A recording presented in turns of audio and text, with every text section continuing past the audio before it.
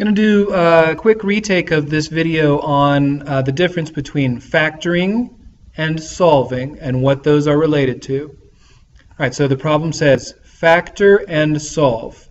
I can't tell you how many people, when asked factor this expression, haven't known what to do. Well, factoring is when you find the two things that multiply to make this. And I know that the two kinds of things that multiply to make a trinomial are two binomials. Two binomials, when multiplied, give you a trinomial. So when it says to factor, when something says to write the factors of this trinomial, that means they want you to write the two binomials that are equal to it if you multiply them. So what two binomials do you multiply to get this trinomial? That's what you do when you factor. All right, so let's go ahead and do that. So our first step in factor and solve, we've got two things to do here. First, we're going to factor, and then we're going to solve. And that's what this video is about, is the difference between the factoring and the solving.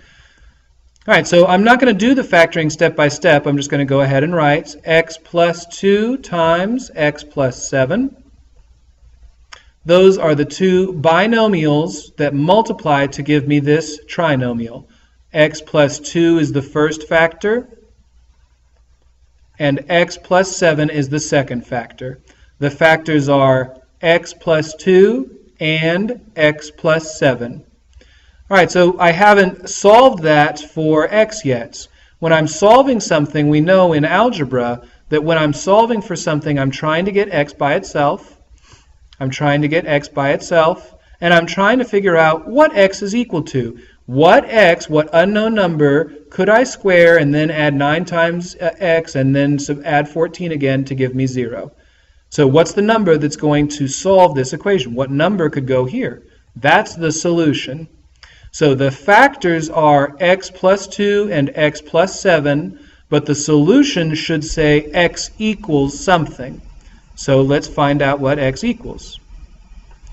I'm going to set both of the two factors, the first factor x plus 2 and the second factor x plus 7, I'm going to set the two factors equal to 0.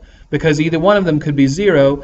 If this was 9, say, and this was 0, anything times 0 is 0. So either one of them could be 0, and it would solve the equation.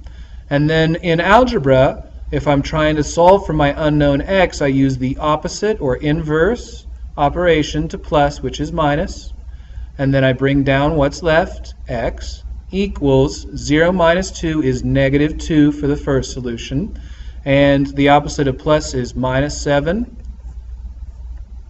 Bring down the 7 is 0 minus 7 equals negative 7 for the second solution. The two solutions are x equals negative 7 and x equals negative 2. All right, so let's again distinguish the factors. The two factors were x plus 2 for the first factor. The second factor was x plus 7. Those are the two things that I multiply to give me my original trinomial. The two solutions are here. X equals negative 2 and x equals negative 7. These are the factors and these are the solutions. So you could say that the solutions give you the factors. All right, so let's have a look and just have some practice with switching between the factors and the solutions. What if somebody gives me first the factors? In this case, I'm given the two factors x plus 6 and x plus 2. I can set either one of those equal to 0. And in the process of solving, I'm going to get minus 6. So now let's notice something. When I did this inverse operation, I did the opposite of plus, which was minus. That meant that the solution was negative, whereas the factor was positive. So I could summarize by saying that the solution, x equals negative 6, comes from a factor of x plus 6. So if the solution was negative 6, then the factor was x plus 6. Let's try that again. I'm going to subtract 6 from both sides, or 2 rather. And in doing the opposite to both sides, I've switched from x plus 2 to x equals negative 2. So again, the solution here for x equals negative 2, and the factor here, x plus 2, have opposite signs because when I do the algebra, I had to do the opposite sign in this step to both sides. All right? In this problem, do they give me the factors or do they give me the solution? Well, they give me the factors.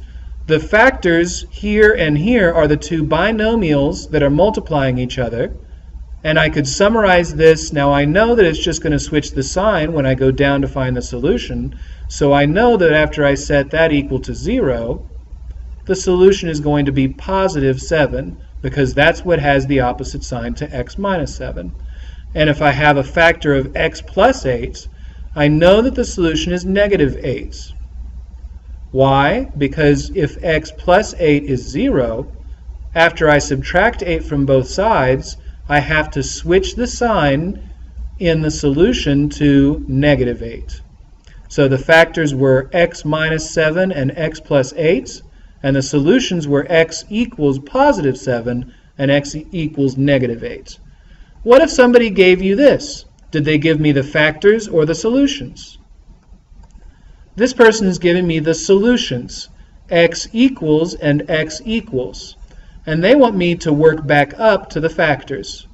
Well, I know that this positive 3 is going to come from an algebra equation that I had to add 3 to both sides of. Okay? So that means that because this was positive, it must mean that the factor had opposite sign. The solution and the factors have opposite signs. The first factor is x minus 3, and the second factor is x plus 2. Because plus 2 is the opposite sign of minus 2. Okay, let's do this one very quickly. 4 and negative 5 mean the factors are minus 4 and positive 5. What else do these two factors tell me? Suppose I was trying to solve an equation like this. So I'm going to factor and then solve. First I factor in the two binomials, and then I set those both equal to 0 and I figure out what x is equal to. In this step I factor, and in this step I solve. So first I'm going to factor into 2 and 6, because 2 times 6 is 12 and 2 plus 6 is 8, and then I'm going to solve. Opposite sign and opposite sign. So my two solutions are negative 2 and negative 6. Let's try to summarize what we know so far. I know so far that these solutions give me the factors. So let me clean up some room here. So the solutions can give you the factors. Okay, and then I also need to define a different word for the solutions. Another word for solutions is roots. So this is such a common problem that they have a special word for these two things. The two things that are the solutions to a quadratic in particular are called the roots. Okay, so the solutions, also known as the roots, can give you the factors. That's what we know so far. There is one other thing we need to know. If I were to graph the equation ax squared plus 8x plus 12, so if I graph this, the two solutions, negative 2 and negative 5, give me my two x-intercepts. Here is the x-axis, and let me calculate one of the intercepts. I've just graphed this equation between here and here, and if I want to find the two x-intercepts, the two spots that these two lines intersect, then I can calculate that right here. As you can see, it says that my intersection is at x equals negative 2. The two spots where the parabola comes down, hits the x-axis here at negative 5, then comes back up again and hits the x-intercept here at -2. I have two solutions because there are two x-intercepts, here at -5 and here at -2. So we recognize those numbers, whoops, -6 and -2. We recognize those numbers from the solution that we just found. So the solutions, or roots, -2 and -6, give you the two factors, x plus 2 and x plus 6. And in the graph, they are the two points of x-intercept, the places where the graph hits the x-axis, here at -2 and here at -6.